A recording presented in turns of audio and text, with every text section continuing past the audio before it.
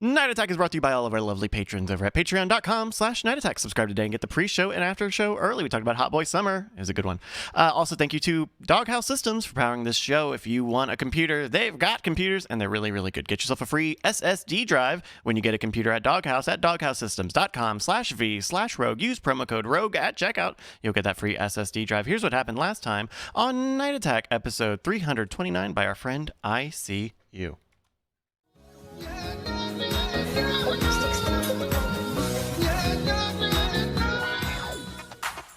Making desserts is a matter of fact. I grind the horse bones and gelatin. It's a fact.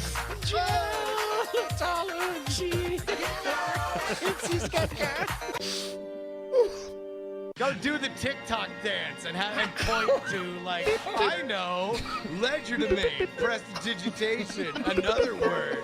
I like, fucking Justin at a point, being a dick, pretending I'm science. Oh, God damn it!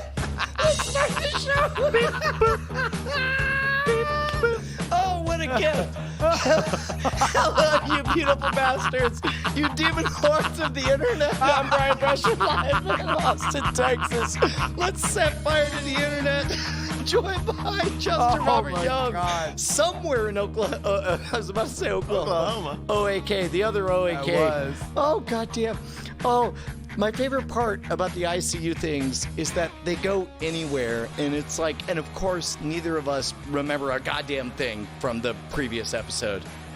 Oh, If you honestly told me today, last week on the show, you did a Paula Abdul song parody about grinding horse bones into gelatin, I would have punched you in the face and called you a liar. I had no idea. That we had done that last week. I don't know what we've done to deserve 3 amazing artists in Spearmint Nitrate, Stephen Cogswell, and ICU that have just taken upon themselves. They just regenerate like the Doctor and just like make this amazing art to start our shows. But the ICU videos lately have just been like out of the park. crushing Hilarious. it. Hey, where do we even want to begin? Last week we talked a little bit about, actually, hold on. Now that, that was today, somebody on Reddit said, hey, what's happy hour and why is it filling my feed? And then somebody said, happy hour is a cool time where the guys just talk, and it got me back into the show. And the other guy was like, cool. And then they fought. Yeah. No, I mean, I love doing happy hour. I mean, I think it's, it really is a part of the show that, was the basis of the show. I mean, the shows used to be like 5-6 hours long back in the day and necessitated more just us fucking around. And since then, it's kind of honed into more of a kind of like talk show improv sort of beast. But yeah, it's just a lot of the BSing and it's super fun. So I would encourage everybody, if you're, especially now that some people are actually commuting again, and need that extra little blast, like it's around 40 minutes to an hour every day, alongside of the main show that we do every Tuesday. I suppose the only downside to it is me having to every Tuesday night try to figure out which things we've already talked out on happy hour and which we should bring everybody up to speed on. I think last episode you had not yet gone to the rally and you weren't in whatever this isolation is. I mean, yeah. Yeah. So yeah, I went to Tulsa, Oklahoma. Covered the Trump rally. I saw Air Force One come in for the first time. Have you ever seen Air Force One in person? Oh my God. He transforms into an Air Force, right? Yeah, so Air Force One, of course, Autobot, although some would say a Decepticon, depending on the administration. But he flies in and then turns, as soon as all the play the Secret Service and the president and everybody that come up. They meet the local dignitaries, and then he just goes and says like, "I'm going to jerk off," and they go, "See you, Air Force One." And then I mean, I don't know whether he's joking. I don't really know him all that well. But But then the he way just you tell goes whether or off. not And, he's joking is when he goes, "Oh, so I'm jealous of you, Megatron. I wish I could be a gun." yeah, and then he just kind of sits Indian style and starts humming folk songs, and everybody leaves because they've seen it a million times. And Too deep on this. yeah, that's sorry, Air Force One. All right. You got to see the president's weird limo. Yes. Oh no, I saw that The too. limo of the Yeah, I sky, saw- Air Force One. Yes. But I also saw the Beast. The Beast is his like gigantic you could literally hit it with a missile and the cargo would be safe presidential limo thing. Oh, So that was on the the thing I ground. did. On the ground. Yeah. Okay. All right. Air Force One, I will tell you this. Here's something I didn't realize. Air Force One, and maybe I should actually send this. Send this Yeah. to Bryce. Because I haven't put this up on social media. Air Force One compared to Air Force Two, because I saw them in the same area, emasculating to Air Force Two. Like, just embarrassing. If you are the vice More like president, Air Force Pew. Am I right? like it's just so small. So small. Big. Big Air It's like Force One. it's built into the Constitution. It was like, also Air Force One should be the best, biggest, fattest, dumbest fuel using thing. Air Force Two should be at best a Cessna. Maybe just the vice president holding on to a quadcopter. It might as well be a hang glider and a rubber band. And they're just like, good luck, Mr. Vice President. Pew! As you fucking fly off over the horizon. It is like, because when you just see it on the runway, you're like, damn, that's a big plane. If I were just walking by a plane, I'm like, that's a fucking, man, the vice president gets to fly in that? That's pretty fucking cool. I would like to have a plane like that. I love this Then Air image Force One of you comes just in and it's walking like, by you have planes. such a tiny ween. I love the idea of you walking past planes and judging some and not others. You're like, well, normally I wouldn't judge a plane, but I judge that as just fine, perfectly adequate. I bet it'll make a middle-aged housewife very happy. It's a good plane. It's a good plane. It's fine. It's a good plane. I don't know why you complain about that plane. It's a good plane. So but yeah, you were so disappointed. You No. asked I will yourself ask out you. loud, I will. is it I will in? show you. I made a little video to show it side by side, and I would Yeah. ask you to judge as Bryce gets into the queue here to tell me if you would not have the same reaction that I had looking at them side by I side. swear to God, But, like the way you built it up, it better be like a four-seater seaplane or something. It better be TC's helicopter from Magnum PI. Like that's the level of disappointment I'm hoping for. It is a regional jet that goes from Phoenix to Tucson and has 2 of the 4 seats taken out.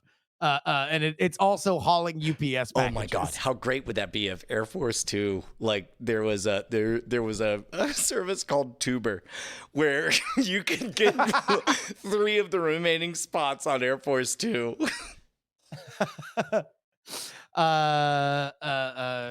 It should be. Hold on, let me just make sure that it went through. Sorry, we're just making sure that this Yeah, it's fine. went. Have you ever seen any through- president in person, Brian? Have you ever been to a presidential No, but I think meetup? Bonnie has. Like, she has memories of being like 7 years old and seeing Reagan give a speech at a whatever. And in fact, I've got a fair number of friends who have actually performed for presidents. Wow. Sounds weird when you say it that way. But no. Neither past nor present. Also, like very little interest. Which if you had the opportunity to see a president, pastor, I think 5 years ago I'd be way into it, but now I'm not feeling it. I see President Trump coming off the Air Force One, and he waves hello at the press area, and like a fucking toddler, I just out of like instinct go hi, like back to the. You can actually hear it on the podcast. You can hear it on the podcast as I'm narrating, and I'm like the president waving at hi, like oh, that's so good. Oh my god. It was fucking ridiculous. Like I can't believe I go out and I do this and people pay me for it. The other thing that was hilarious was I got pepper sprayed by the cops, or there was pepper spray in the streets from the cops. And initially people are yelling, you can hear in the background, tear gas. And I'm like, I don't see any tear gas. And then I start choking on pepper spray, and I can't stop laughing about the fact that I thought I had solved the case by saying, none by my visual acuity, citizen. So you heard the story about how Bonnie discovered Chad Johnson's mace and thought it was air freshener, right? No. Yeah. So we're out on the road, me and Chad, and Bonnie is like spritz. And then, whoopsie doodle, turns out it's tear gas. Well, yeah, I mean, so I knew it was pepper spray because I once had a mishap where my mom had her pepper spray thing on her keychain, and I sprayed it and then smelled it and immediately regretted it. So like I knew it as soon as I tasted it, that I was like, oh, this is fucking pepper spray. And they definitely, because you can hear in the background of the podcast, they're being like crack, crack, crack, crack, crack, crack, crack. And I'm like, okay, that does sound like something, but I don't know what it is. And you never know at a protest when people start screaming shit, whether or not it's real, right? Sure. Yeah, that was among the funniest things, because it was a pretty lame standoff with the police that they wound up using pepper spray for. Apologies. Why were they pepper spraying? It was after the rally, and it was like the biggest Black Lives Matter contingent that there was at one time. And so it was mostly a standoff with Black Lives Matter and the police. And so Black Lives Matter protesters were chanting. The police, I think, were blocking off the route that the president and everybody were getting out of the arena on. I think in hindsight, that would probably make sense. And so I think they were just kind of dispersing the crowd so the people could go. This is their version of like playing smooth jazz music to get everybody out of the Astro Arena after the basically U2 no, because they yeah. they pepper sprayed, and then they were gone. It was literally like ninjas. Like they like pepper sprayed, they like smoke bombed, and then they were gone like right after that. So who knows? Okay, Brian, yes. This is the comparison. So what do you see ahead of you visually here for the audio listeners? I don't know. Big ass plane, couple of cars alongside it. Looks like trucks. All right. Pickups. Like most likely in the middle of a heist of some variety. Okay. All right. That is Air Force 2 for the record. Yeah. Air Force 1. So just play the video. Sorry, Air Force 2. Oh, Jesus Christ.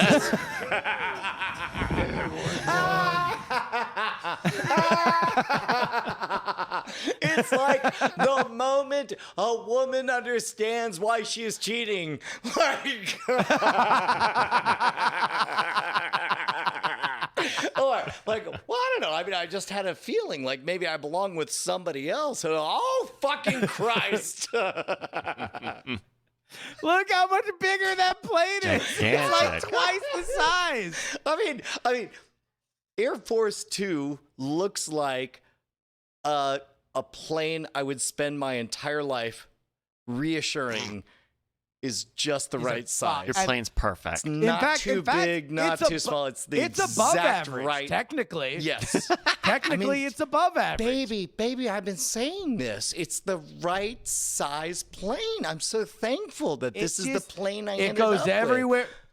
All I could know is go it goes very everywhere far. I Oh need my it to gosh, go. it goes so far. You know what I like is that it goes so long.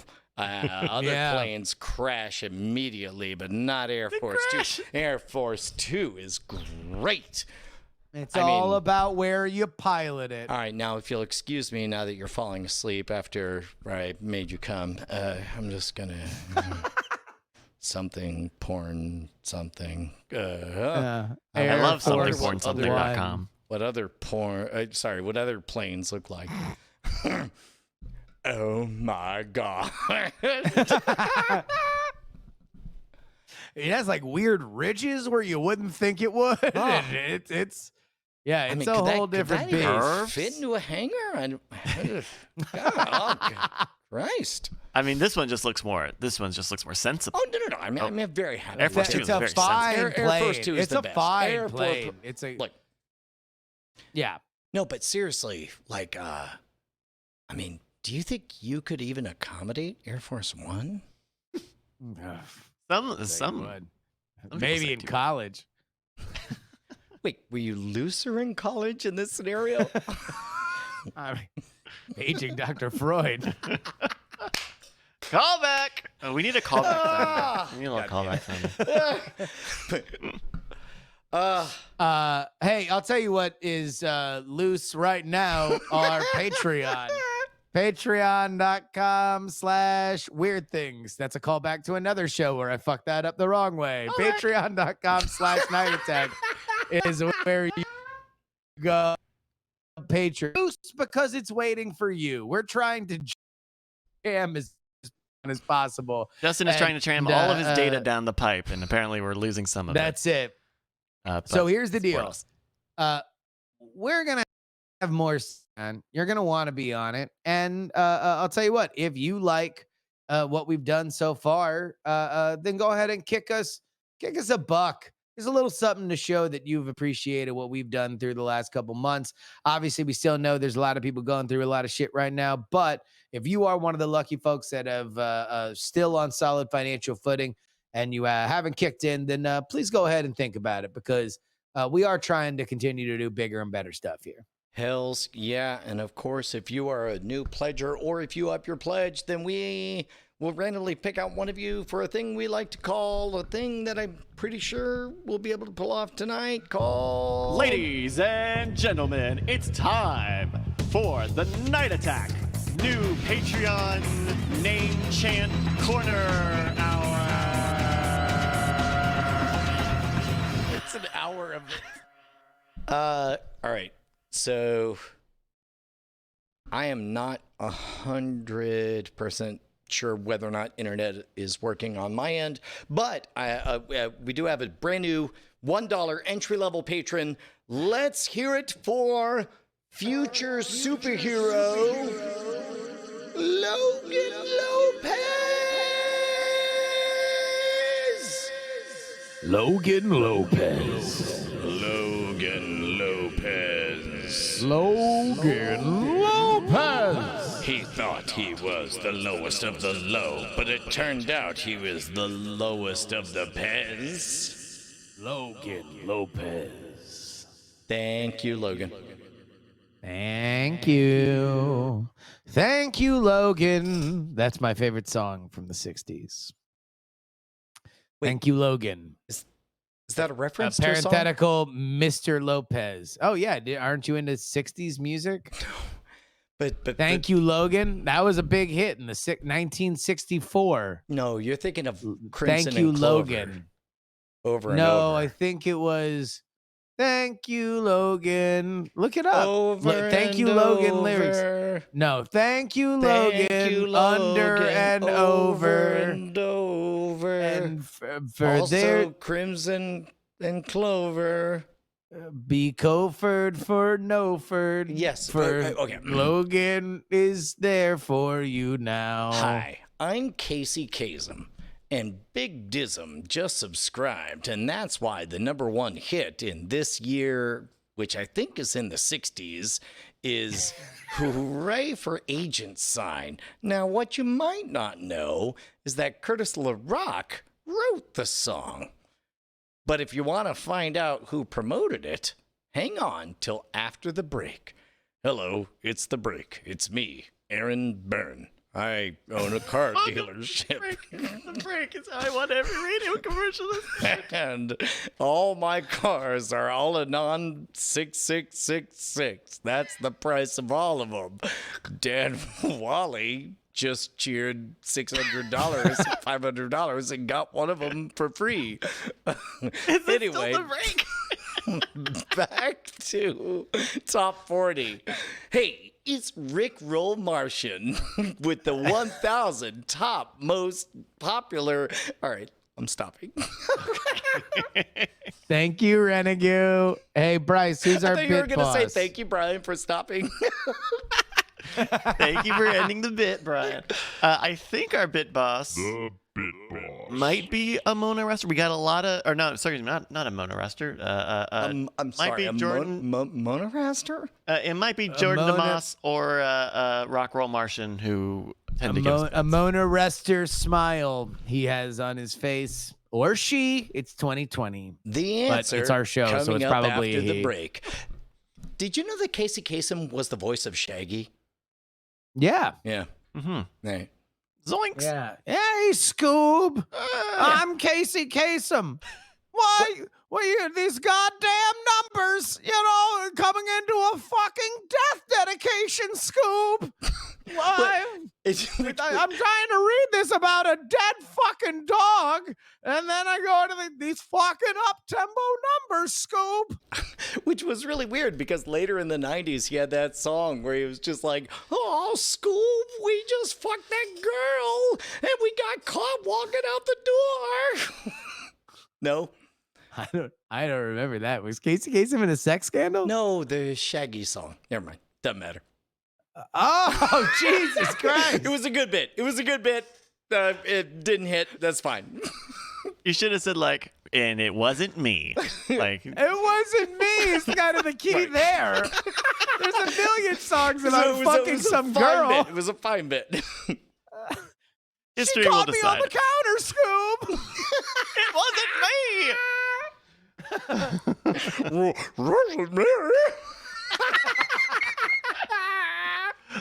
Speaking of bits, we got a classic game for you guys today. You guys know what it is? What do we got? We've got Well, what's the game?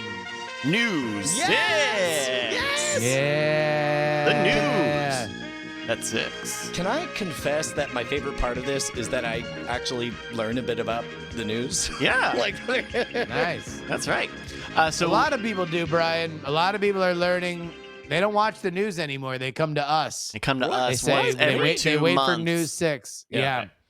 Once every 2 months. Once every 2 months. So this is a game where we pulled 6 news stories, and you're going to learn a little bit about the news, and you're going to have to answer a question about the news. We've got 6 categories today. They are beep, boop, boop, boop, boop, boop, boop, boop, boop, boop, boop. Surfboard, that's SERF board. Ooh. Wow. Erd C, it's just a joke gov, quack to life, playing games with my heart, and the question about Quibi. Man. So we're going to go with Brian first, if you can pick a topic for me. It's got to be surfboard. I mean, that's a deep cut. Surfboard. Surfboard. All right, here is surfboard.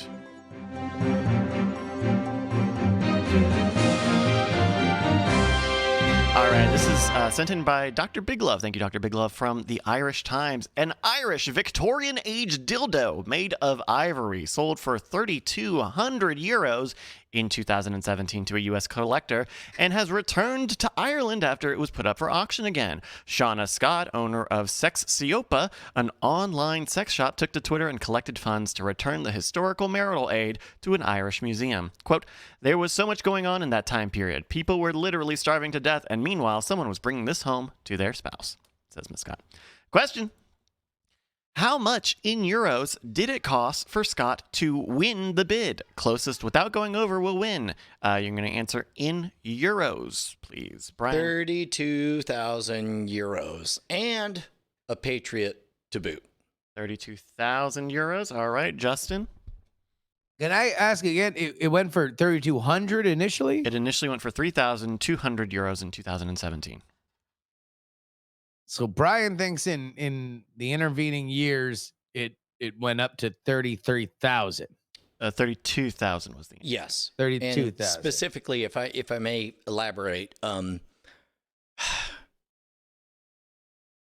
think about how less irrational you get in those 4 to 2 seconds before orgasm. All right. Okay. I'm thinking about that. All right. 32,000 euros. 32,000 euros. All right. Juice? Yeah. I'm gonna go lower than that. I'm gonna say that. Yo, hold on, pause. I'm gonna make my call right now. Your bid is Air Force 2. I mean, it's just so cute. It's just so It's fine. cute. It's the perfect It's just size. that little Air Perfect Force size. Two. Oh my god. It's just a little guy. It's just a little guy. Some people like him little smaller. guy. You're gonna fit more of them. I mean, who could need more than that? Come on, look at you, Air Force 2. And you can just use the normal airplane covers. You don't need to go and get the extra large ones. no, you don't. Yeah, you I don't mean, need to get a custom cover. What do I want to You don't have become? to 3D print the cover. I mean, next thing I know, I'll become like Boston Logan International Airport. Nobody wants to be in an international airport. I'm Nobody. original kind of airport. Justin, how many euros did it cost for Scott? 5K euros. All right. 5K euro. I think he made a tidy little profit selling it back to the Irish where that fake dick belonged. No, you're both over. Brian, we're going to start with you. Another bid, please. The lowest bid so far has been 5,000 euros. 4,999 because I'd like to believe that Air Force 2 is just fine. Thank you. All right, 4,999 euros. Juice? 690 euros. Thank you for not saying $1. You are both over. The current Wait, lowest. and this lady had to raise funds for something less than 690 euros? That's correct. Brian, we're going back to you. 620 is the current lowest bid, but it was still over. Air Force 2. I'm going to take that as 2 euros. I'm going to accept that as 2 euros. Juice? I'm going to say it went for 150 euros. 150 euros. All right.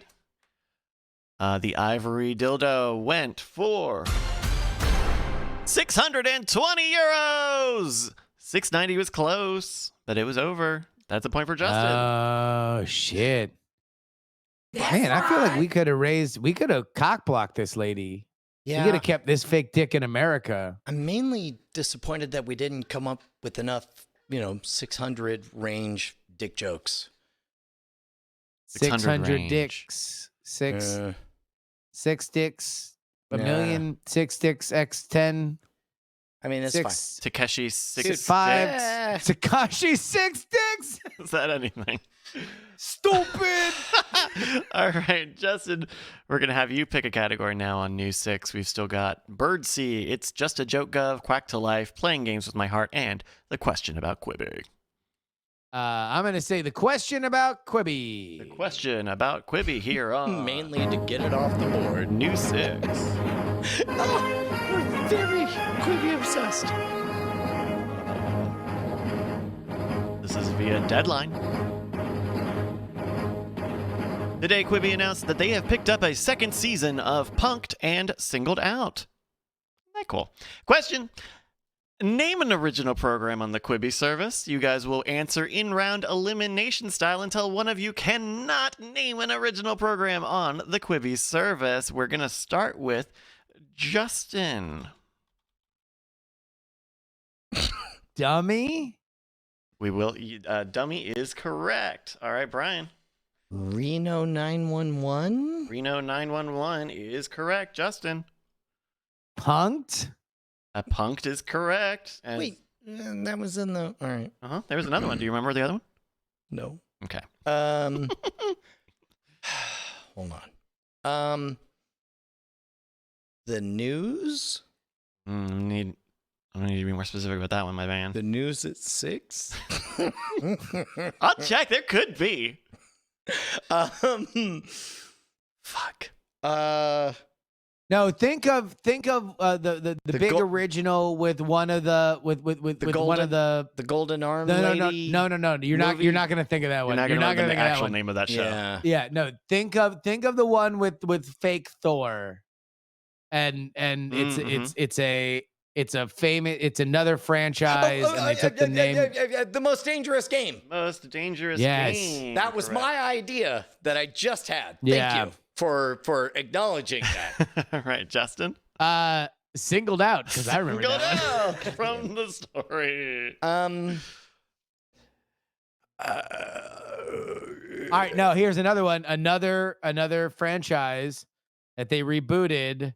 This one is it wasn't the guy, it was the one-armed man. The Fugitive? That is Pretty an sure they did it. upcoming program. Oh, this says June 2020. Let me see if it's out now. Counts. Set to. I have to load up Quibi now. I have to load up Quibi. Oh, stop it. Give him the fucking I'll give you the point for Fugitive. that. All right. Fugitive. All right, Juice. I think it's called 60 in 6. It's the 60 minutes Quibi thing. Let's. Oh, that's not the webpage. Let's see here. 60. You sure you're not thinking of Found It? The story of things people found on a beach? 60 and 6 by CBS News is correct. Found It. Founded? Boom. Or maybe you're thinking of like, ha ha. If you could even describe Oh, a that one's great. I love that one. Yeah. I used to watch that one with my uncle as a child. I'm glad they brought it back. What about like the Let's? It's you don't have time for the whole alphabet. Yeah. Let's get The most of the Let's, way yeah. through it in a Yeah. minute. Yeah. A, B, see you later on the Let's. I got nothing. I'm sorry. All right. There we go with 4. I'm surprised you guys came up with 7. To be honest, I'm surprised you guys came up with 7. I mean, Bryce, come on. It's not you guys. I mean, look, the one who was helping the other one hosts a goddamn show on this. And by the way, makes way more Quibi jokes than I do. Like, you are always the one who makes a Quibi joke. Yeah. All right, Brian, it's back to you. We've got 4 new 6 left. We got Birdsea, It's Just a Joke Gov, Quack to Life, and Playing Games with My Heart. Playing games with my heart for $1,000, Bryce. Well, it's for 1 My point, but here. heart. Oh, we 'Cause can argue I the fart. rules later. Okay. Quit playing games with my heart. Quibi, something. This is from The Verge. On Monday, Microsoft announced that Mixer, its video game streaming service, which will shut down on July 22nd. As a part of the shuttering, creators for Mixer will be able to transition over to Facebook Gaming. Microsoft said that they are working closely with Facebook to bring their upcoming xCloud game streaming service, much like Google Stadia, to Facebook Gaming. At the same time, big-name streamers like Ninja and Shroud will be released from their contracts and are free to stream on whatever platform they choose. Question: when did Mixer, which originally started off as Beam, launch? Brian, you're going to guess first. The closest to the correct date will win the point. When did Mixer, a.k.a. at the time Beam, launch? July 23rd, 2018. 23rd, 2018. All right. Justin? I am going to say. And may I remind you that someday in the future, the date will be January 1st, 2099. And I'm not just saying that to peg a higher date in your mind to fuck up whatever your actual guest is. Guest is? Guest Guest. is? Oh, Yeah. man. Whatever your guest It's is. good Yeah. tactics. God damn it. That's MF% guess. 2099. Just remember that date. I'm a guest in this hotel, which makes me impervious to your wizard logic. Busted. No! I cast Trick Sanctuary. I'm going to say By the way, January. Trick Sanctuary was my original pitch for Scam School. Go ahead.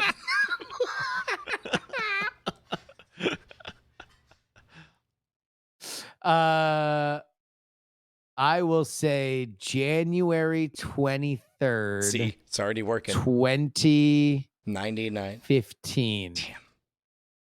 January 2015. All right. We've got a winner here. We were looking for... Where's my thing?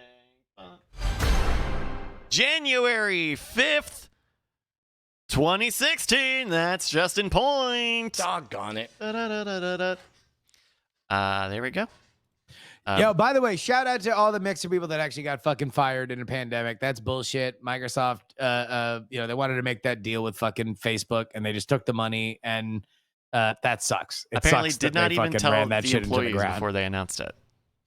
Yeah. That sucks. That's shitty. And a big shout out to Shroud and fucking Ninja though for fucking getting that bag while the bags were being handed out, because they got fucking top dollar to take a nice little sojourn in a fun little side quest into some enchanted little forest, and now they get to come back and sign another contract for a ridiculous amount of money with whoever they want. But that mainly is fucking shout out good to to them. us for the class act move of reporting the news and giving shout outs to the winners and losers of the news. I love when Dan Rather gives us shout outs. Shout just out shouts to people the out. to the Viet Cong. He was like, this just in. Mad shout out to all the freedom loving West Germans. Sorry, East Germans.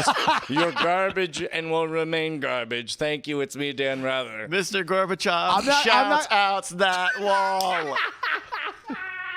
I'm not going to say who I texted this to, except to say that I'm related to them by marriage when I asked whether or not she was going to get a kill bonus. Headshot. All right, we're gonna move into the second. Shout out. Never mind. We're gonna move into the second half There's of news nothing 6. good that comes after that. And we're gonna move into the unprecedented double points half of the game. Unprecedented.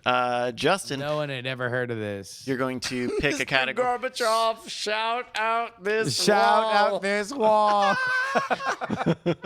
And then Gorbachev starts beatboxing like... He says, Mr. Gorbachev starts saying like, all right, guys, you called it Germany raid. And then everybody shows up.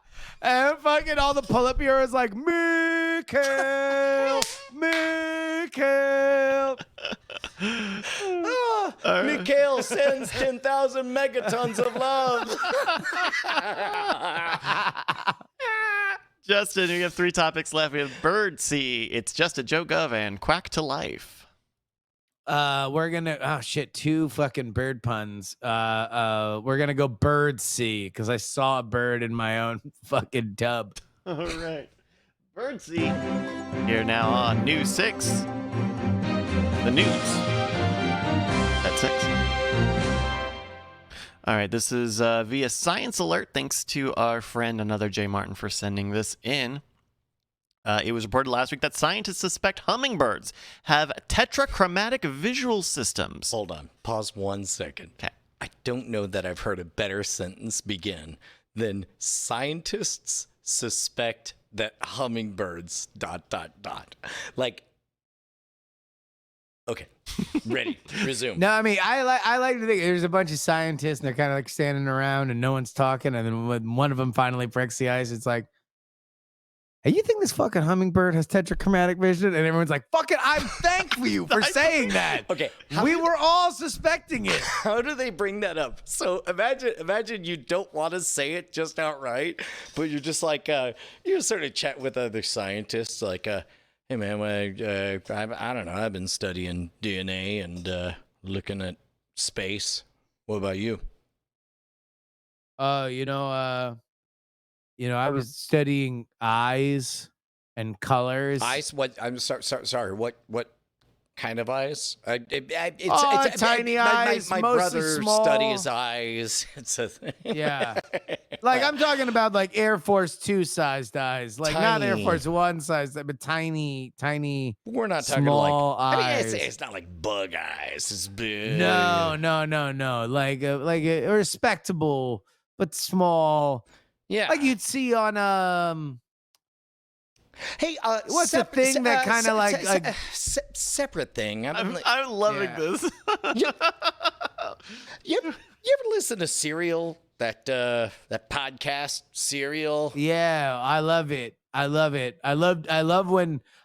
it when they stopped talking about the murder and started talking about other stuff. Right. I'm that guy. I'm that scientist. But in general, like I think what I loved about it was like, I mean, they had the courage to just ask questions, just Sure. put it out yeah. I mean, don't try to do it on Twitter in this climate. Am I right? Oh my God, it Yeah. would be here in a moment and then gone very quickly. Yeah, like Yes,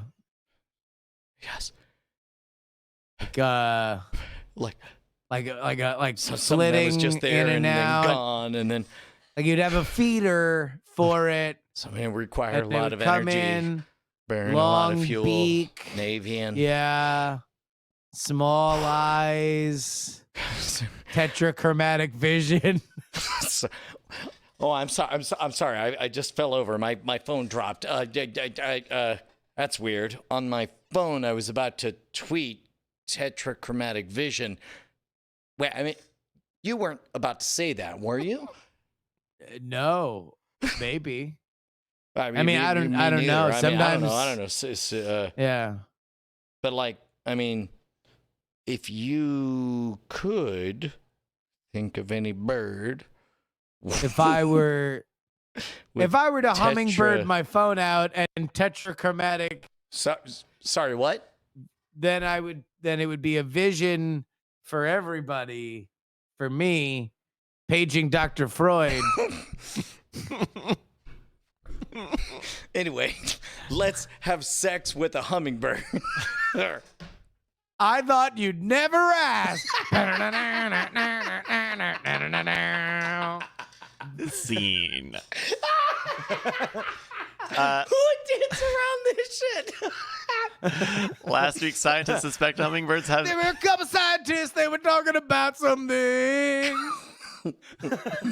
All they need are some hummingbirds and tetrachromatic vision. You heard? Yeah, scientists, fucking hummingbirds. Here's my impression of that bird.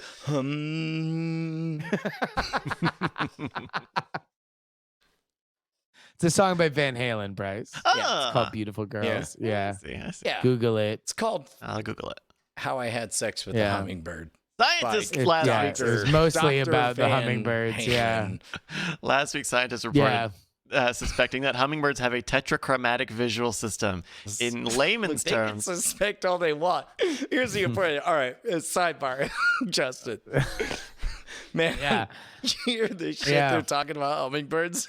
Can't believe these people. I heard they were fucking the hummingbirds. They went way past suspicion. I mean, I don't have tetrachromatic vision, and I don't understand Neither why do fucking I. scientists would be saying that, right? That's fucked up, It's right? some bullshit. Oh, we're hummingbirds? Yeah. I love nectar. I mean, that's what I'm about. I'm about nectar, man. I'm flying around. I mean, look, maybe they misheard. I was at a bar once, and I told this one fowl, I said I got booty vision, but maybe I Yeah. mean, where's this coming from? That's also true for you. Like you definitely have booty vision. I don't. I have regular vision. I'm a hummingbird. I love nectar and flying and shit. I love Man. nectar, flying, and Air Yeah. Force 2. That's it. That's it. all I love. I got 3 things in my life, and the tetrachromatic vision. These scientists trying to fuck us. What's up with that? what is up with that? More don't like know. tetrachromatic vision. Last week it was- Cram Yeah. in our bird asses. All right. Yeah, that's inappropriate. In this climate? Inappropriation. Sorry. All right, I'm done. I swear, I'm out. Last week, it was reported scientists suspect hummingbirds have a tetrachromatic visual system. In layman's terms, that means that they have four color-sensitive cones in their eyes, where humans only have 3. That's kind of why we can see purple, because we see red and blue, and we mix the two together.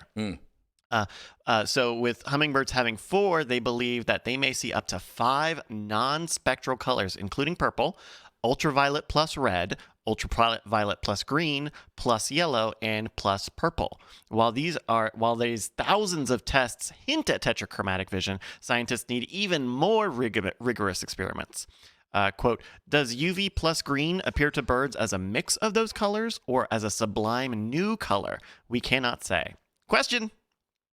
And we're going to start with Justin on this one. What is the longest wavelength in nanometers of ultraviolet A, otherwise known as soft UV? So we're looking for your answer in nanometers, the longest wavelength of ultraviolet A. 69. 69. Nanometers? Yeah. Yeah, 69 nanometers. I'm going to say $1. And by that, I mean 1,000 nanometers. 1,000. Oh, I'm sorry, Mr. Exchange Rate. Look at you showing off. Hey, man, look. Never mind. I don't want to do the bar bit You don't want anymore. to be the scientist or the hummingbird. All right. Justin says 69 nanometers. Brian says 1,000 nanometers. The answer we were looking for is 400. That's a point for Justin. 400 nanometers. Man, I'm throwing my hummingbird pussy everywhere tonight. All right. That ended up being 2 points for Justin. Now we go into our 4-point round. Am I really at 0? Yeah. It's fine. But you do get to pick. We have 2 categories left. It's just a Yeah, I joke get to pick. I'm a Yeah. fucking hummingbird. and quack to life. Well, then I'll quack to life because I'm a hummingbird in this scenario that I'm holding on to inappropriately too long. And I don't care how many nanometers you want. I'm gonna pick and pack and quack. All right, there we go. Wait, which one did you pick? Quack to life? Quack to life. Yes. Okay. This is via myballard.com and our friend BioCow. My Ballard. My bro. Last week, Ballard resident. Wait, sorry? Thought it was Mallard. Never mind. Last week, Ballard resident Nathaniel Peters engaged in his biannual event, the Ballard Mallard Duckling Drop. Twice a year, a mama duck lays her eggs at Peters' balcony. After 2 months, they hatch and grow, and then Peters helps them walk and route the ducklings from his apartment to Salmon Bay, a few blocks away. Quote, we herd them away from storm drains, create safe routes of passage across busy streets, and ensure the safety of our little feathered neighbors. We believe that this is what good neighbors are supposed to do. We look out for each other, we help each other when help is needed, we support each other when we fall down or fall behind. Question.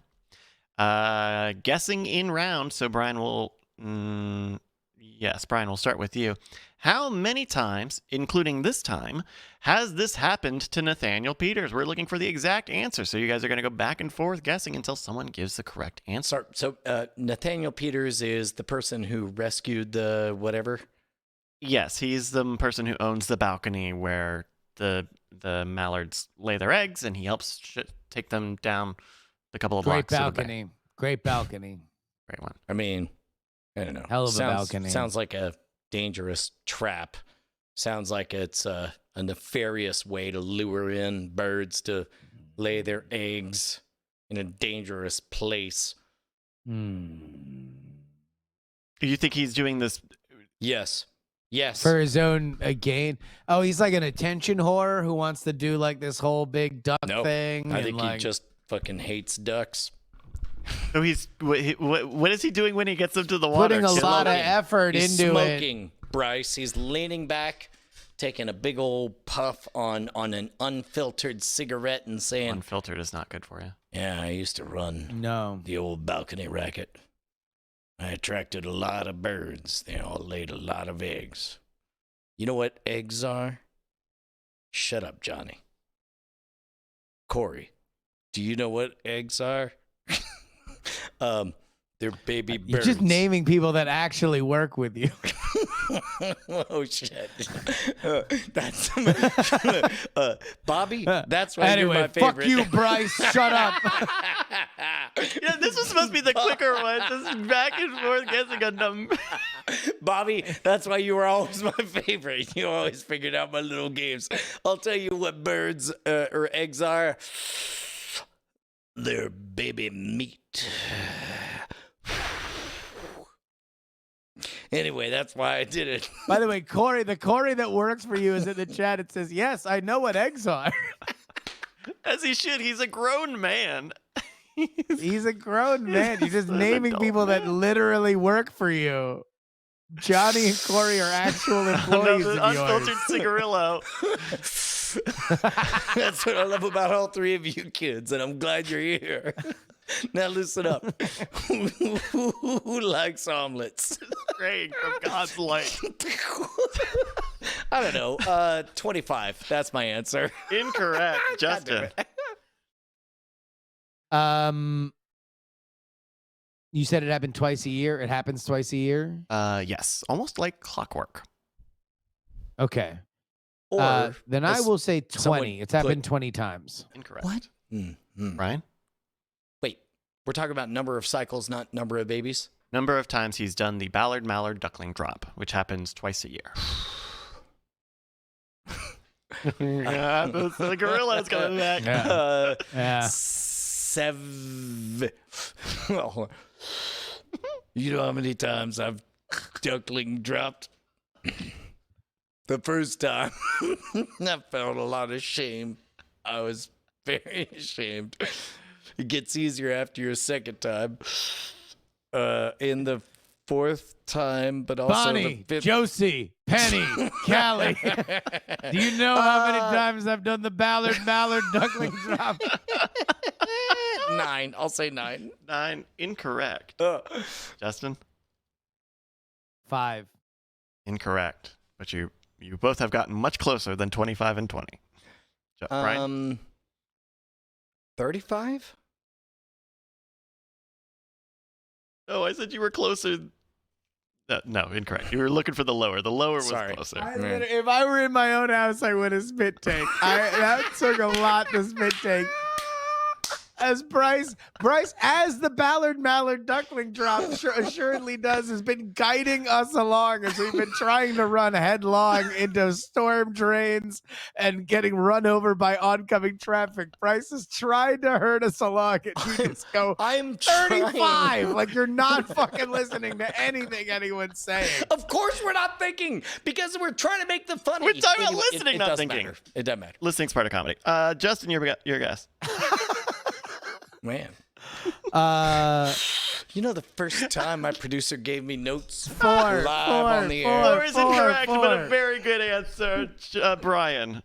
5? Incorrect. Justin? Does it really have a name if he's done it 3 times? Yeah, right?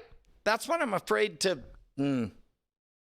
That's not a fucking event. That's a Facebook invite. Yeah, man. You don't get a name until you've done it like 10 times. Is it 3?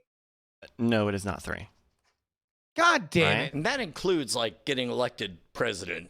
So there. 2? 2.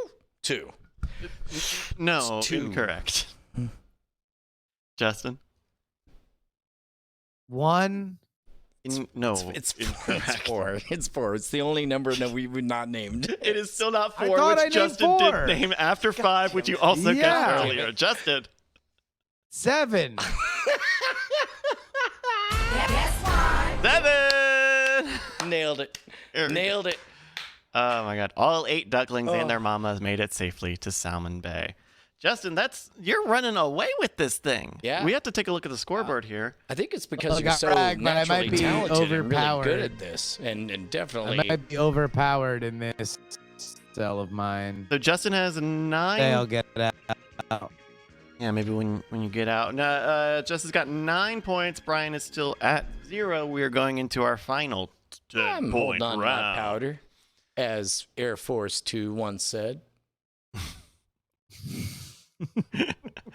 All right, we're going into our final News 6 category. It's just a joke, Governor. I mean, I get it. Like, Justin scores big. It's huge. It's the biggest. It's the best.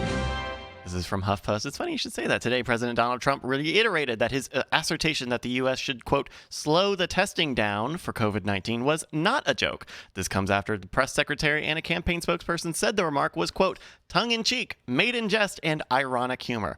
When asked if the United States would have a testing shutdown, the president avoided it by saying, quote, if it did slow down, frankly, I think we're way ahead of ourselves, if you want to know the truth. We've done too good a job, because every time we go up with 25 million tests, you're going to find more people. So then they say, oh, you have more cases in the United States. End quote. This is the best talker. Question. Per the CDC, how many total COVID-19 tests have been reported as of June 22nd, 2020. You're going to answer, and whoever is closest gets the point. As of June 22nd, 2020, how many COVID-19 tests have been reported? I think Brian, no, Justin, we're going to start with you on this one. Yeah. 26.2 million tests. 26.2 million tests, says Justin. 4,415 bits. Thank you, Rock Roll Martian. Oh my goodness, thank you so much, Cockerel and Marshall. Wow, there's a bidding war going on in the... Sorry, I revised my estimate. It's 2,000. Thank you, Jordan DeMoss. So your answer is 2,000. 2,000 bits. 2,000 tests? Yes. Thank you, but also in pencil. Thank you, Jordan The DeMoss. same amount of colors that a hummingbird can see, suspectedly. Well, I don't know. I mean, who are these scientists saying? And how many ducklings have done the Mallard funny walk? And how many shows there are on Quibi? It's all making sense now, coming together. See? A conspiracy. Long It all form comes improv together. coming back. Pepe Silva. That's the answer to all of this. All right. You know what? They just updated this with the today number, so unfortunately, this will be a little off from the number that I have down here. But just to reiterate our numbers here, Justin has said 26.2 million tests, and Brian has said 2,000. 2,000 bits. 2,000 bits. 2,000 Revised bits. down from 4,415. Which that's when you go to get a test and the doctor goes, you know what eggs are? He says- 2,000 times. He leans back and he goes, I gave a COVID test once. and then starts to explain. Her name but was never Annalisa. finishes. Yeah.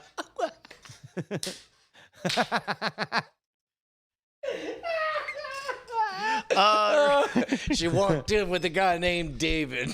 Yeah. David was there, my brother Jay, and Roberto was on sound. We were on the run from Johnny Rail. Meanwhile, Jason leans over and says, we should probably do a COVID test. This was a crowded examination room, to be quite frank. I told him a story. I said, you know what Tom Merritt once told me? Oh, man. All right, for 10 points in the game. As of June 23rd, 2020, the CDC reports 29.3 million tests. That's 10 points in the game for one. Justin Robert Young.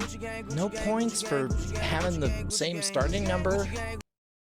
It's the same starting number. That's how many. you don't- We started off with 2,000, which is fun.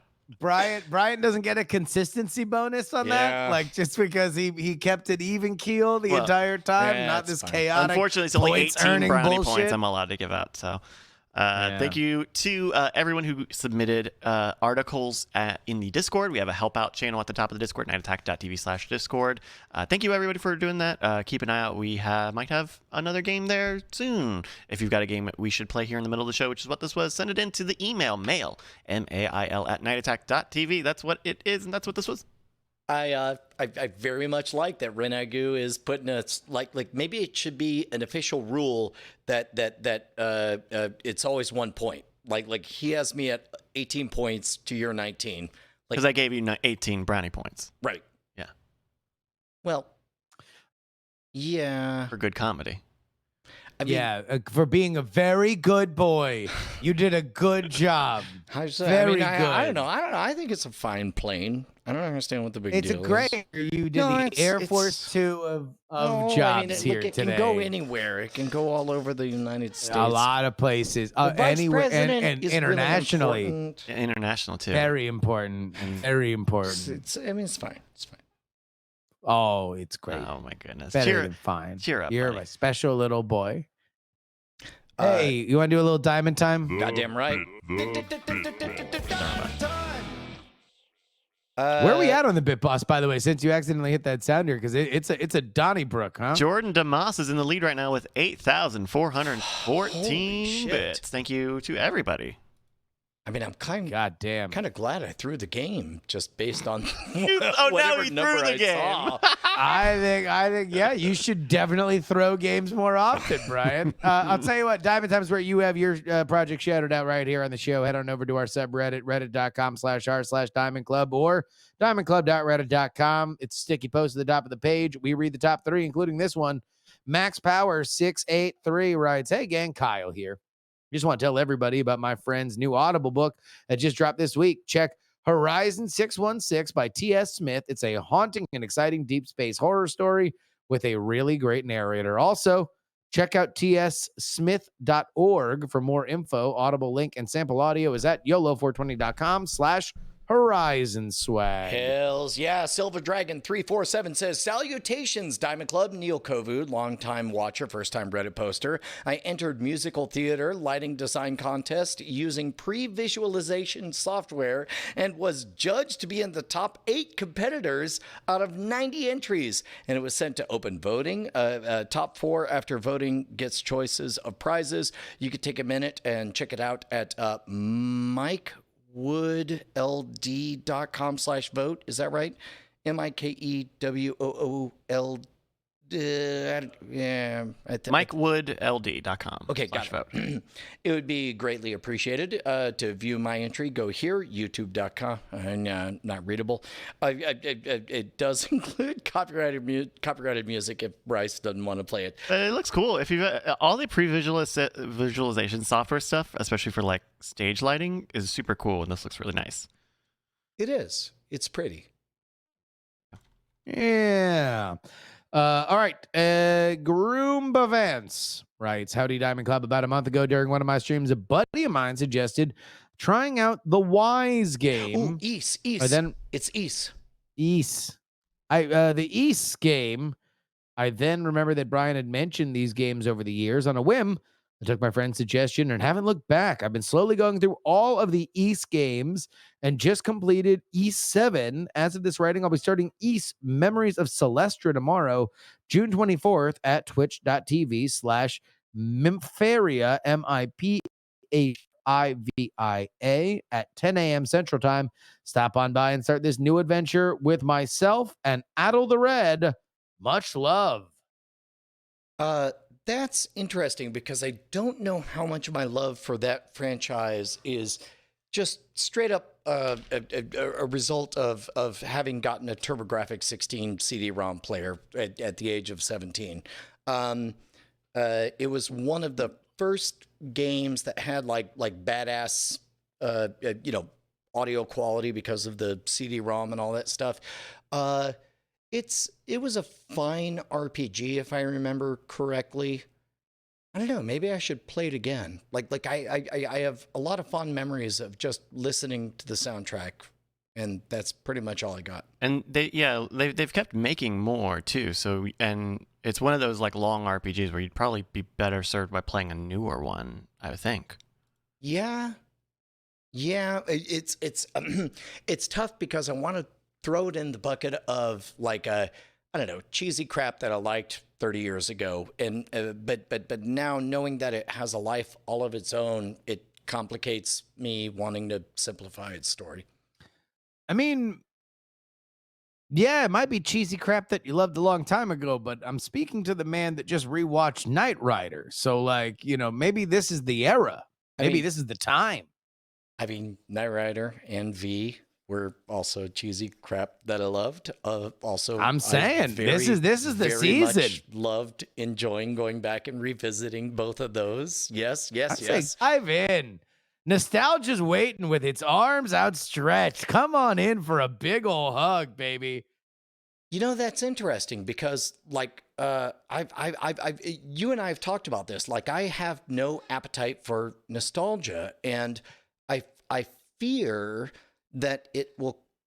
This is the dumbest thing to say.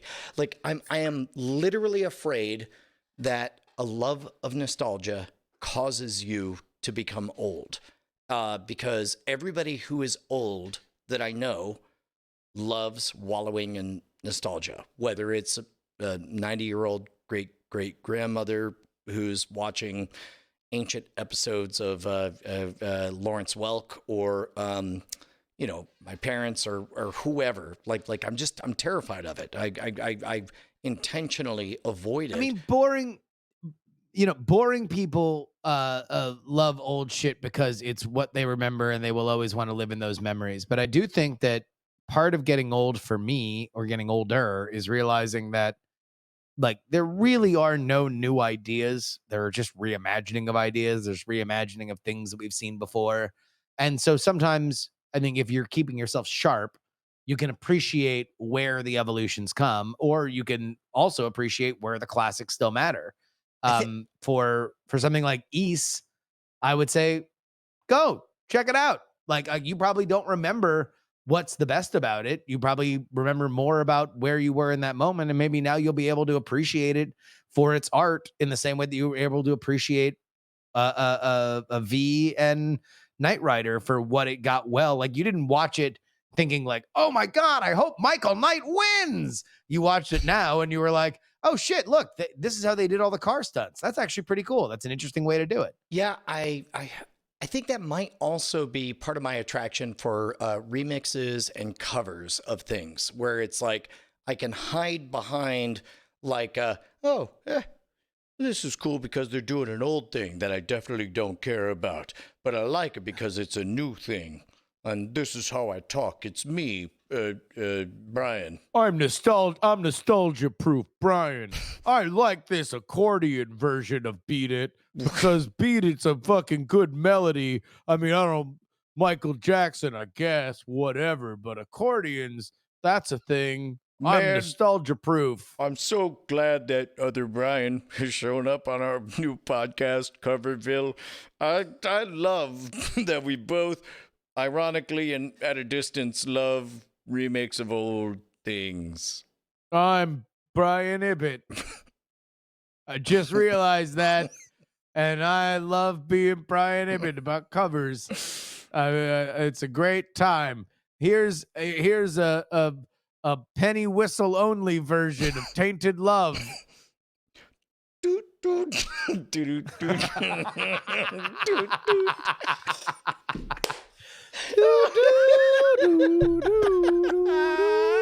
Doot, doot.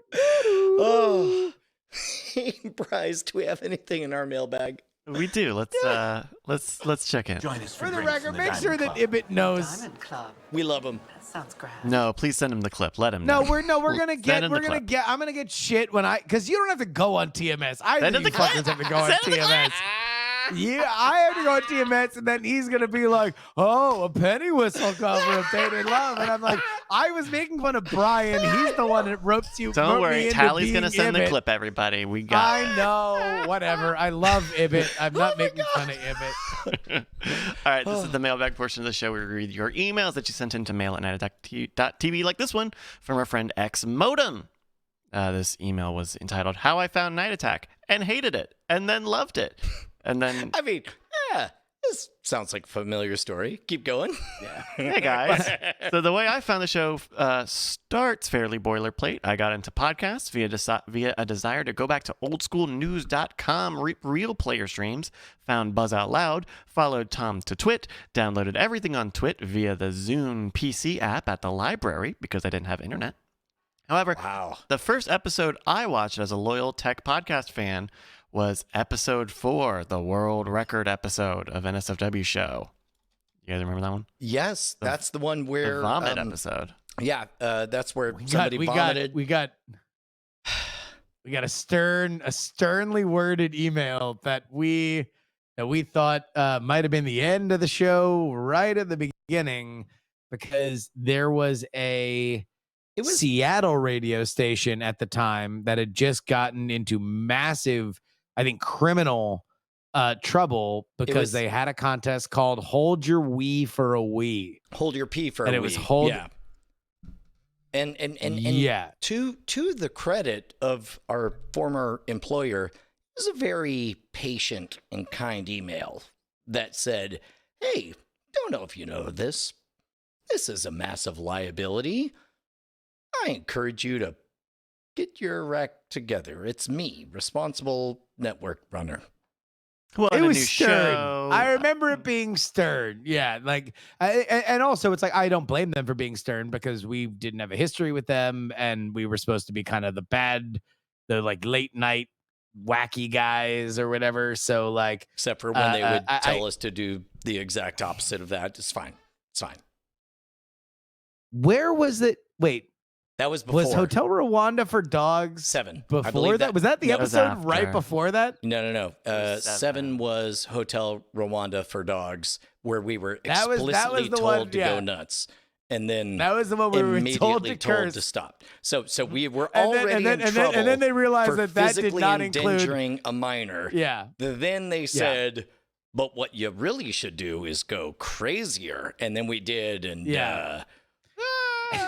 They said, please curse all you want. And then they realized that also included Corey saying the N-word as much as Corey says the N-word. And they were like, we're uncomfortable with this immediately. So please stop doing that. In fact, we're going to stop bleeping the episode about 10 minutes into it.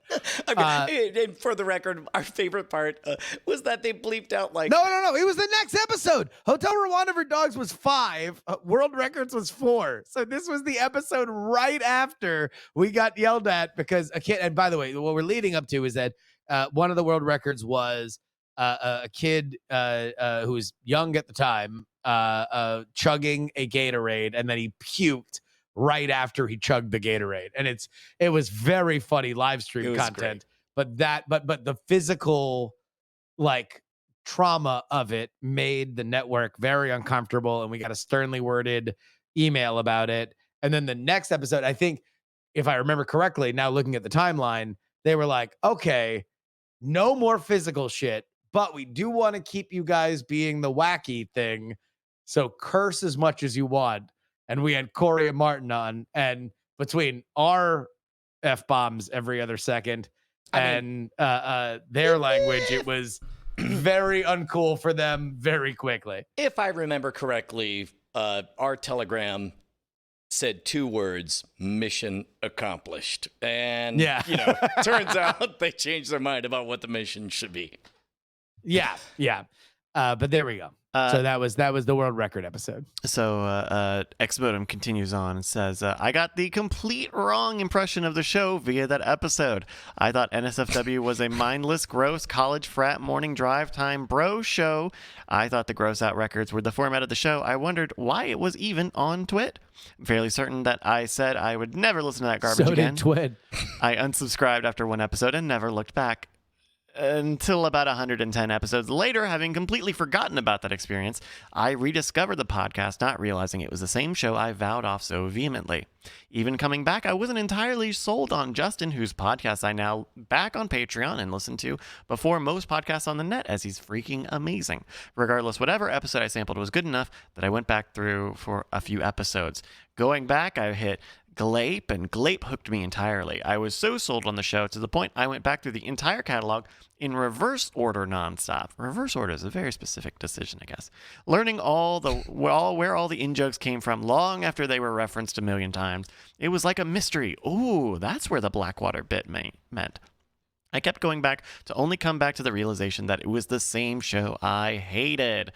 I was there early on the whole time. I just bailed too quickly and completely misjudged the show. Anyway, books, covers, what? Books, anyway, great. Glad that my memory sucks, all that jazz. Seriously, you guys, and Chat Realm are the best. I've never stopped watching. Thank you for the show, Xmodem. Thank you, Xmodem. I honestly, and maybe this is an interesting thread to chase down. Like, is it an inherently artistically good or bad thing that most Everyone of these hates me when they first hear me. No. I mean, and not just you, but us and what we're up to. You know, like, is that good? I don't. Well, Oh, they're trying to silence Justin. Try again, Justin. Getting Hotel canceled. Wi-Fi. Hashtag silence. We're back with the hotel experience. Oh no.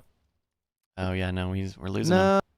We're losing him. No. Let me get back on this. All right, how about now? Can you Feeling hear me? it? Yeah. Feeling it? Tell us your thoughts, Juice. Hello. Hello. Yes. Hello. Ready, Justin? Hello. And go, Justin. Caller, All right, go caller, for Justin. you Can you are hear me? on the Okay. air, and you are now the co-host. And go for Good. caller. All right. All these emails say I hated the show, and then eventually say, and Justin eventually grew on me. So I'm pretty positive that if I'm 50% of the show, that this is I make a bad first impression. Like, this is just something that I've come to learn to live with for whatever reason. There's an element of my personality that people don't like. Let me No, let me reel you I have back understood on that. it. Let me reel you back on it. Our overall flavor is spicy, right? And yes, you are the spicier element.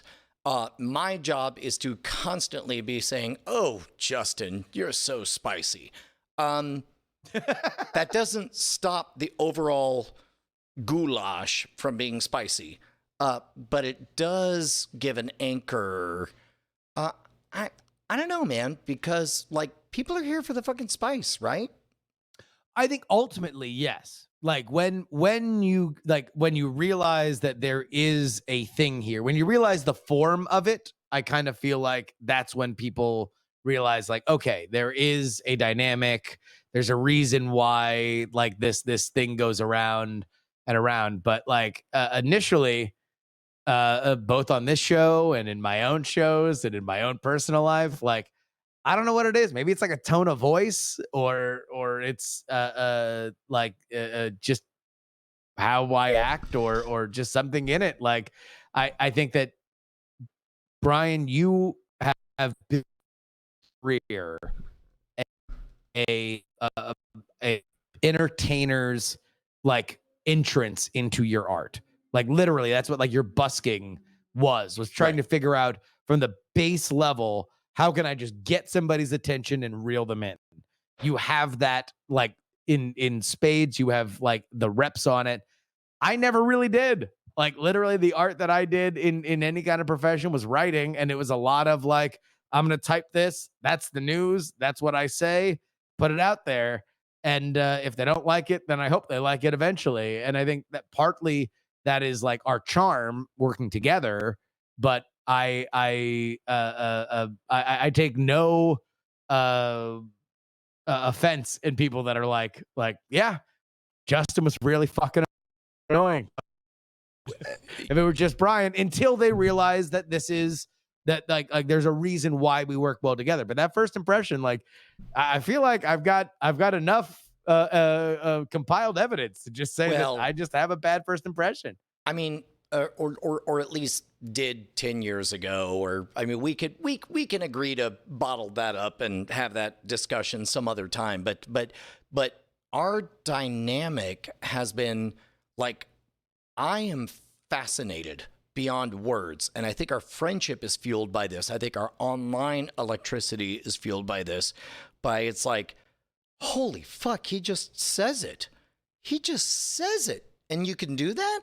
And it's like I grew up in the entertainment world, in a world of structure and borders and thou shalt nots. And I mean, I guess I grew up in the entertainment world. I grew up Catholic, and you are so naughty that I can't keep myself away feral from you. child from the jungle. Yeah. And our story is, you know, there are times like there are times that you go nutty and I feel the need to ground us. And then there are other times where you're on the fringes and all I want to do is chase you out there and try to push you beyond that, you know? So, I mean, and that's the artistic dynamic to everything. But I mean, on top of that, like plug us into a fucking tech network. What? I mean, I don't know. I think that there was an element of Twit that was very funny. A lot of the talent there was very, very funny, and they wanted to really is like the basis of our friendship and our relationship with Tom is that like Tom is somebody that is fucking hilarious. Like is one of like the quickest comedic minds that I know in terms of reflexes, but like his business, right? His business has never been like, aside from a quick aside in a show, as an amazing host, like his business is not like being funny, and so we were able to kind of take in a lot of and make them funny. And I think that's really where we wound up finding our niche with Twit, was like seeing the hosts that you love, that you already have so much respect for and love for, kind of in this like after hours way they really talk kind of element. Like that was the fun part for us. Yeah.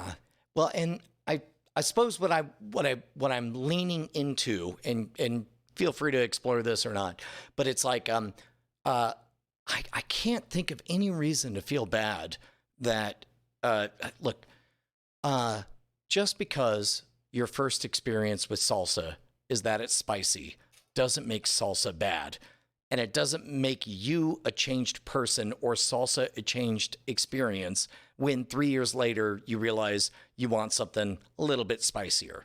And so the part that if I say breaks my heart, that sounds too much, but it's like Sure.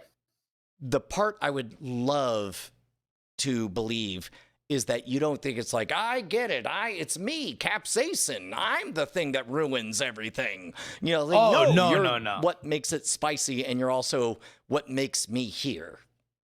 Oh, no. My thing is more like literally some of my best friends have told me I first met you and I had this impression of you and I thought that you were like among the most annoying people I'd ever seen in my entire life.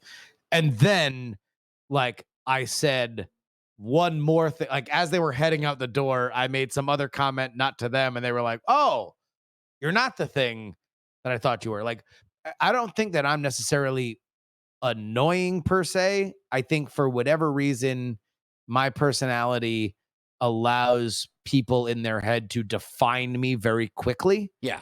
And oftentimes that is a thing that they are not comfortable with or don't like. And it takes a while, and maybe often not at all, do they realize that that is not my thing. That is just the thing that I was saying at the time, and that there is much more there. But if they do stick around, I think that it's a rewarding journey. It is a like, I thought it was this and then it was this, but doesn't mean that I can't be honest about the fact that like, hey, there's a lot of first impressions in the world, and I don't make the best of them. So, number one, I would say like the phrase that pops into my mind is a lot or a bit much or whatever you have, right? Like it's more about the intensity than the flavor. Second of all, I don't know if we've ever talked about this. It took me, man, almost a year to warm up to Cargill because have we talked about Cargill is, and I will say this as somebody that like. And by the way, I do realize that the moment I open this up, we have to complete this. Like all of a sudden, we have to. There's no way we end without the rest of this story not being told. So I really like assholes. Yeah. Like I've in my life wound up being friends with people that other friends of mine would describe as assholes. I enjoy people that are overconfident. I enjoy people that may be full of shit, but like love to like be go-getters and want to be the person that like does the thing, whether or not it defies social norms, blah, blah, blah, blah. So I never had a problem with, I always enjoyed Cargill, but like when you, But number one, when Cargill wasn't, when he wasn't a famous screenwriter, there we go. and he was just a guy. Press pause on that. You only experienced Cargill after success. I knew him when he was just your friend, and he was getting mad at me for saying that I enjoyed his writing on Ain't It Cool News. Oh, like this was pre him having like real success. But it's like that dude was a hero to me because I read him like when I was a kid. It was my favorite website when I was in my fucking teens, right? And he was a name, like he was a demigod from this website that I knew. But even then, it was like, holy shit, does this guy like to name drop? My God, does this man want to tell you how fucking cool he is? Well, and it took a while for me to understand. Man, I would love to go back and reconstruct when I first met him. But at first, you're right. It's nothing but you know, blah. It's a bukkake of names. It's this name, that name, the other guy, the other thing. But once you figure out that all of that is born from a place of genuine love and fandom, like I don't know of anybody who has somehow managed to reach that level of success and yet still remain a fanboy. Like to hear him tell the story of who he met and who he saw at what release party. At first, you're like, yeah, we get it. You know all the people, you did all the things, whatever. But it's like, once you truly understand, like, no, he did it. He managed to become Willy Wonka and yet somehow still love candy. And that's a hard thing to assume on first blush. And it took me a while to figure that out with him. When you hear Cargill now and he drops, you know, a billion names, and he's talking about Elijah Wood and working with like all these other cool people and stuff like that. Now it's he's made it, and he's a fucking super success, and he's an awesome guy, and he's on this show. He wants to give our audience like this fucking insider Hollywood access, like, and so we're thrilled. When Cargill was doing that, when it was about like a fan convention, right? And how like he went to Denny's with a bunch of people that were on the panels, and it's like, okay, I mean, we're all just friends, and you're telling us these rhapsodic tales about that Robert England ordered fucking 4 pancakes and he got 8. And it's like, okay, we get it. You met fucking Robert England. He's Freddy Krueger. Like, that was him. Now it's like he's just face. Like the universe put Cargill, right? I don't want to minimize, you know, his fucking hard work because he's a talented writer and he deserves to be where he is. But they put him, he found the place where now that like shines the light exactly where it needs to on the map, and everybody's excited to have that sunlight shown upon them. And I'm fucking thrilled because Cargill is such a sweet human being, and like he really just to share that mother ordered 4 pancakes, and goddamn it, if 8 didn't come out, was the cook a Freddy Krueger fan, or was it a mistake? Well, and you and I both, we've both been on what's the podcast he does? Junk Food Cinema with Brian. It's man, let me put it this way: we've gotten to this section of the show, and an awful lot of times we've ended with an eye rolling. I get it. It's me, Justin, her acquired taste or whatever. But it's like, I feel like you and I had the same experience with Cargill, and we love him deeply. So when you are tempted to say that, understand that not only, first of all, they're talking about the show being an acquired taste. And yes, you're part of it. You're the spicier part. I'm the fucking bland ass chips. Talking about my kids and dogs, whatever. Everybody, like, we have Oh no. Packs every time to the grocery store chips. Yeah, but meanwhile, like I would say, hold on to the fact that Cargill also is an acquired taste, and upon acquiring that taste, it's a very good taste. I mean, it's like I'm very, very proud that he's a friend of the show and a friend of ours and all those things. So all of the feelings that you have about Cargill, please do me a favor and self-apply to yourself. Oh yeah, trust me. This is not a point of me having any injury to my self-esteem. This is something that I know as a human. And to be honest, it's like if I'm going to be, it's about where it's affected my work. Is it's part of the reason why I felt so personal about getting PX3 to the level that it is, because PX3 is something that I find to be important, and I want that something that people can listen to time and not dismiss. And it's the reason why I stopped cursing on that show, to be honest with you, because it's like I want to curse. I curse a lot in my life. I use a lot of gross and weird metaphors that on that show, because I want people to be able to hear it and understand it and not let the message there get lost in it. Here, we're already on this ship, right? Like we have a audience that has been with us for years now, and we already do. But PX3 is something that I felt like I had to realize, okay, what is my first impression?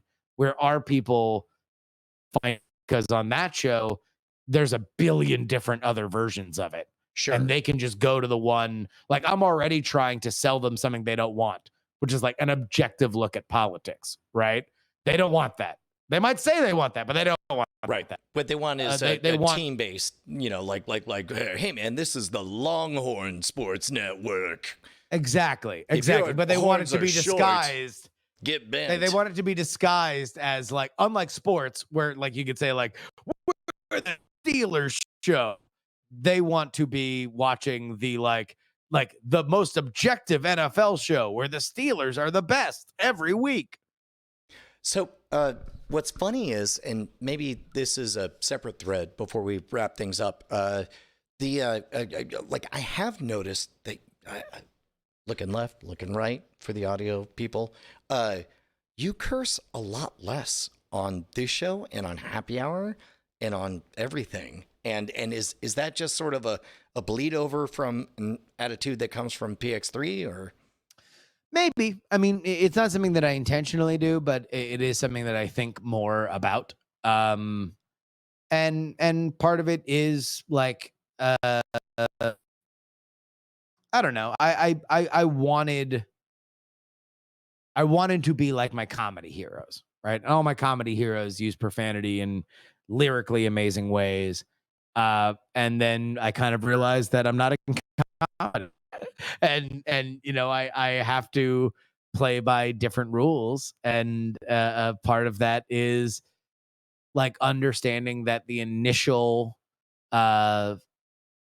blush for whatever I wanted where I am like has to be less about cursing, right? Yeah. No matter how funny or important or hilarious I think it is, I need to work up to it for people that have never heard me before. And that was for me to get over internally, because I am very much, when you said like, like, oh, he said it, you can do that. That is an element that I do think is important. Like, especially when I don't have a job, I'm on the internet, right? Or even when I had a job, it was like in corporate entertainment where nobody gave a shit about my podcast, because I was the guy that came in and made everybody have fun for 5 hours and then I left. And so, yeah, I mean, I was conscious. Bryce, how are we feeling on our internet stability and ability to go into more emails? We are already going long. I was not going to do another email anyway. Oh, yeah, fuck you. I didn't want you. I'm glad you said it first because I was thinking, I swear to God, fucking Bryce, I bet he wants to do another email. And I was gonna be No, I'll do it, but I'll look over my shoulder at you. thank you to Scanty Explodum for sending in that email and sparking a great conversation. If you've got an email you'd like us to read here at the end of the show, send it into mail, MAIL, at nightattack.tv, and we'll read it here at the end of the show, which is what this was. Goddamn right. Dude, best day of the week. Best day of the week every week. If you're not listening to Happy Hour, join us for Happy Hour. We're trying to figure out where that goes, where that lives, what that is. But we do it every day from 4 to 5 p.m. Central Time. Also, this Monday's, there's not one for the feed. It got messed up. Yeah. In case anyone's looking for it. Audio. Whatever. Yeah. Hey, man. For the record, like we did a show. It just didn't go out. Not going to say who's at fault. Gary from Spectrum. Oh, God, I just remembered there's an actual human being whose name is Gary from Spectrum. I shouldn't do that. Hey, Justin, what did we learn? We learned that Dr. Freud has been paged. Goddamn right. We learned that apparently Justin can beat Brian 19 to 18. We learn that The Fugitive may or may not have debuted on Quibi. But most of all, we learned that you better bury her with that fucking golden arm. We learned that Robert Englund ordered 4 pancakes. But got 8. Why was it? Was it because of him being Freddy or him being Willie from V? That's right. I brought it around. It's back to V and Knight Rider. I love you guys. See you next Tuesday. Dynafire! Congratulations to Jordan DeMoss with 9,162 bits. You are our bit boss. Are you fucking kidding me? I love you, Jordan DeMoss. Thank you. Attack, I love you.